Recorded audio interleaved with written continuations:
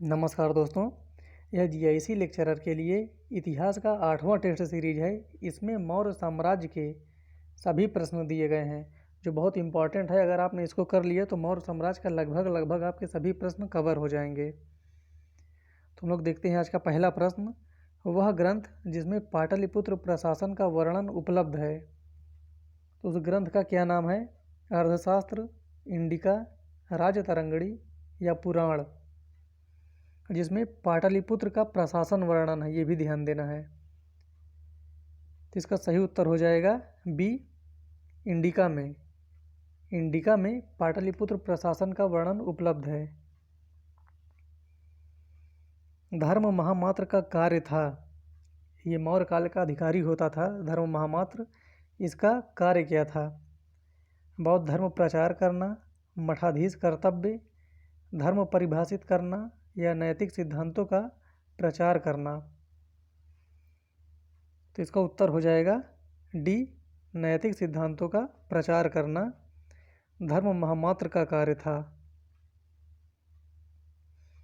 तृतीय बौद्ध सम्मेलन संपन्न हुआ था राजगृह, वैशाली, कुंडलवन या पाटलिपुत्र में?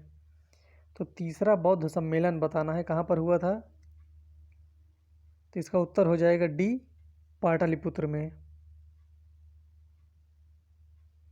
भारतीय लोगों के जिस गुण की मेगास्थनीज ने प्रशंसा की वह कौन सा गुण है, ये बताना है जिसकी प्रशंसा मेगास्थनीज ने की थी।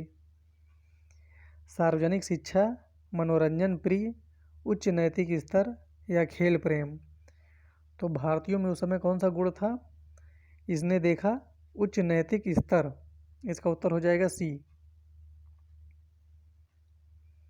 ग्रीक शासक सेल्यूकस को किसने पराजित किया था? बिंबिसार, धनानंद, चंद्रगुप्त मौर्य या कुमारगुप्त ने? तो इसका उत्तर हो जाएगा सी, चंद्रगुप्त मौर्य ने सेल्यूकस को पराजित किया था। अशोक की नीतियों एवं इसके व्यक्तित्व की जानकारी का स्रोत है। तो अशोक की नीति और उसके व्यक्तित्व के बारे में हमें कहाँ से जानकारी मिलती है? समकालीन बौद्ध साहित्य से, संस्कृत साहित्य से, उत्खनन से या शिलालेख और स्तंभ लेख से? इसका उत्तर हो जाएगा डी, शिलालेख और स्तंभ लेख से अशोक की नीतियों और उसके व्यक्तित्व के बारे में जानकारी मिलती है। अपने पिता बिंदुसार के शासनकाल में अशोक ने किस क्षेत्र में विद्रोह का दमन किया था? तक्षशिला, मध्य प्रदेश, दक्षिणापथ या प्राच्य? इसका उत्तर हो जाएगा ए, तक्षशिला। इस समय अशोक तक्षशिला का राज्यपाल भी था।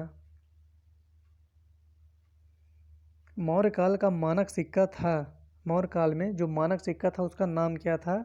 निष्क, मासक, कृष्णल या पड़? तो मौर्य काल का बताना है यहाँ पर, ये भी ध्यान देना है। इसका उत्तर हो जाएगा डी, पड़। ये मौर्य काल का मानक सिक्का था। अशोक का प्रसिद्ध स्तंभ जो प्रारंभ में कौशाम्बी में स्थित था, प्रयाग में किस शासक द्वारा लाया गया? कनिष्क, समुद्रगुप्त, फिरोज तुगलक या अकबर? तो अशोक का जो स्तंभ था कौशाम्बी में, उसको प्रयाग में कौन लाया है? इसका उत्तर हो जाएगा डी, अकबर ने। मौर्य प्रशासन के संवाददाता को क्या कहा जाता था? तो संवाददाता का नाम क्या था? प्रतिवेदक, राजुक, युक्त या निकाय? इसका उत्तर हो जाएगा ए, प्रतिवेदक। मौर्य प्रशासन में संवाददाता को प्रतिवेदक कहते थे। अग्रोनोमोई किस विभाग का अधिकारी था? सेना विभाग, उद्योग विभाग, युक्त विभाग या वाणिज्य विभाग का? तो अग्रोनोमोई किस विभाग का अधिकारी था? सी, युक्त विभाग का अधिकारी होता था अग्रोनोमोई। भारत में सबसे पुराना ब्राह्मी अभिलेख स्थित है, कहाँ पर स्थित है? महास्थान, पिपराहवा, सोहगौरा या बेसनगर? तो सबसे पुराना ब्राह्मी अभिलेख, इसका उत्तर हो जाएगा बी, पिपराहवा में।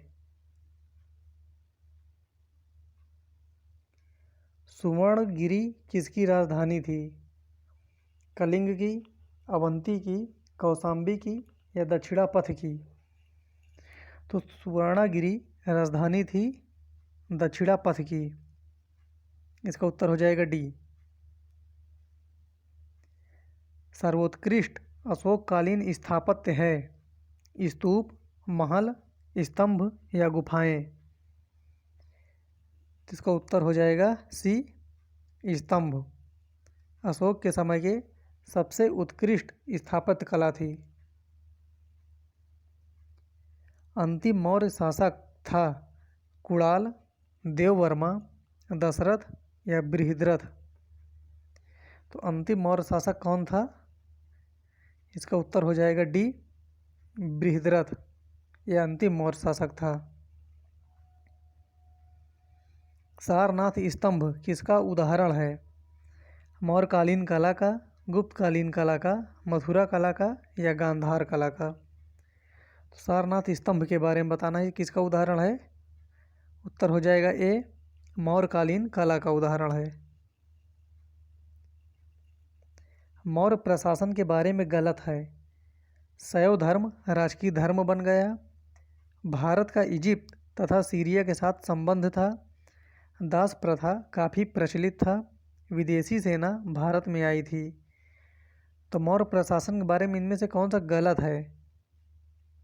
तो इसका उत्तर हो जाएगा ए, शैव धर्म राजकीय धर्म बन गया। ये गलत है।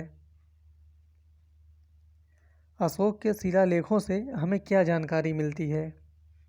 इसके साम्राज्य विस्तार की, उसकी प्रशासकीय नीति की, उसके धार्मिक विचारों की या उपर्युक्त सभी की? ये बहुत सिंपल सा प्रश्न है। इसका उत्तर हो जाएगा डी, उपर्युक्त सभी की जानकारी मिलती थी अशोक के शिलालेख से। रज्जुक कौन थे?